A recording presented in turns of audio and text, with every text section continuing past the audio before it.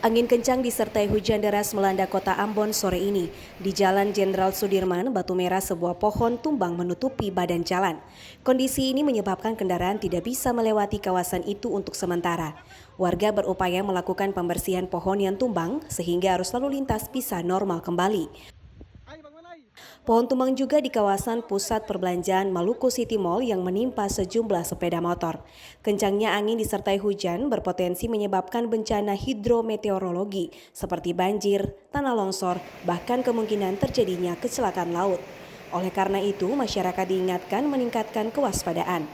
Badan Meteorologi, Klimatologi, dan Geofisika (BMKG) telah peringatkan adanya potensi cuaca ekstrim di beberapa wilayah di Indonesia, termasuk di Maluku. Ongen Limba, Hamja Tumia melaporkan.